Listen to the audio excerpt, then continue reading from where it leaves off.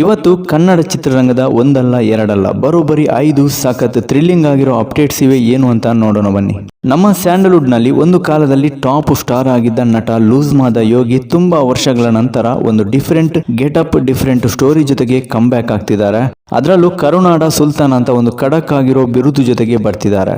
Yogish alias loose ಮಾದ ಯೋಗಿ ಒಂದು ಜಬರ್ದಸ್ತ್ action oriented cinema ಮೂಲಕ come back ಆಗ್ತಿದ್ದಾರೆ ಅಂತಾನೆ ಹೇಳ್ಬೋದು. ಈ ಒಂದು ಸಿನಿಮಾದ ಟೈಟಲ್ ಬಂದು ಕಿಂಗ್ ಅಂತ. ಜಾಕ್ ಡೈರೆಕ್ಷನ್ ಮಾಡ್ತಿದ್ದಾರೆ.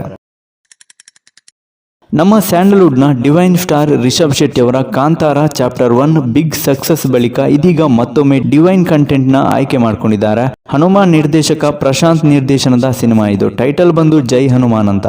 ಈ ಸಿನಿಮಾದ ನಾಯಕ ನಟ ನಮ್ಮ ರಿಷಬ್ ಶೆಟ್ಟಿ ಅವರು ಅಂತ ಹೇಳೋದಕ್ಕೆ ನಿಜಕ್ಕೂ ಸಖತ್ ಖುಷಿ ಆಗ್ತಿದೆ. ಇನ್ನು ಜೈ ಹನುಮಾನ್ ಸಿನಿಮಾದ ಮುಹೂರ್ತ ಇದೆ ಫೆಬ್ರವರಿ 22ಕ್ಕೆ ನಮ್ಮ ಕರ್ನಾಟಕದ ಐತಿಹಾಸಿಕ ಪ್ಲೇಸ್ ಹಂಪಿಯಲ್ಲಿ ಒಂದು ಅದ್ದೂರಿ ಈವೆಂಟ್ ಮೂಲಕ ನಡೆಯಲಿದೆ. 2024ರಲ್ಲಿ ರಿಲೀಸ್ ಆದಂತಹ Hanuman cinema blockbuster hit ಆಗಿತ್ತು. ಇದೀಗ ಜೈ ಹನುಮಾನ್ ಅದರ ಸೀಕ್ವೆಲ್ ಅಂತೆ. ಇದೇ ಮಂತ್ ಅಲ್ಲಿ ಈ ಸಿನಿಮಾದ ಶೂಟಿಂಗ್ ಕೂಡ ಶುರು ಆಗ್ತಿದೆ. ಹೊಂದಿಸಿ ಬರೆಯಿರಿ ತೀರ್ಥರೂಪ ತಂದೆಯವರಿಗೆ ಈ ತರ ಕಂಟೆಂಟ್ ಸಿನಿಮಾಗಳನ್ನ ನಿರ್ದೇಶನ ಮಾಡಿ ಸ್ಯಾಂಡಲ್ವುಡ್ ನಲ್ಲಿ ಸ್ವಲ್ಪ ಮಟ್ಟಿಗೆ ಗುರುತಿಸಿಕೊಂಡಿರುವಂತಹ ನಿರ್ದೇಶಕ ರಾಮೇನಹಳ್ಳಿ ಜಗನ್ನಾಥ್ ಅವರು.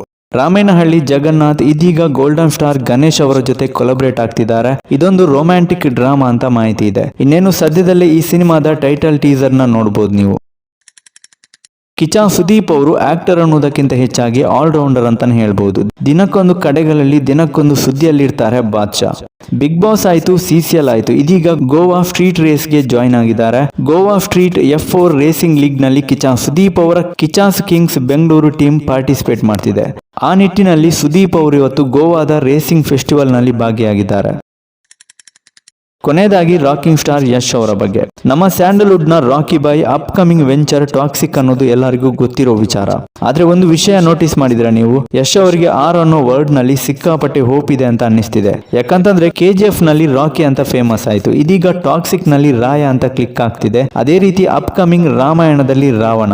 ಒಟ್ನಲ್ಲಿ ರಾಕಿಂಗ್ ಸ್ಟಾರ್ ಯಶ್ ಅವರಿಗೆ ಆರ್ ಲೆಟರ್ ನಲ್ಲಿ ಏನೋ ಒಂದು ಅಟ್ಯಾಚ್ಮೆಂಟ್ ಎಮೋಷನ್ಸ್ ಇದೆ ಅಂತ ಅನ್ಸುತ್ತೆ. ಅದಕ್ಕೆ ಎಲ್ಲಾ ಸಿನಿಮಾದಲ್ಲೂ ಕ್ಯಾರೆಕ್ಟರ್ ನೇಮ್ ನ ಫಸ್ಟ್ ಲೆಟರ್ R ನಿಂದ ಶುರು ಮಾಡ್ತಾರೆ.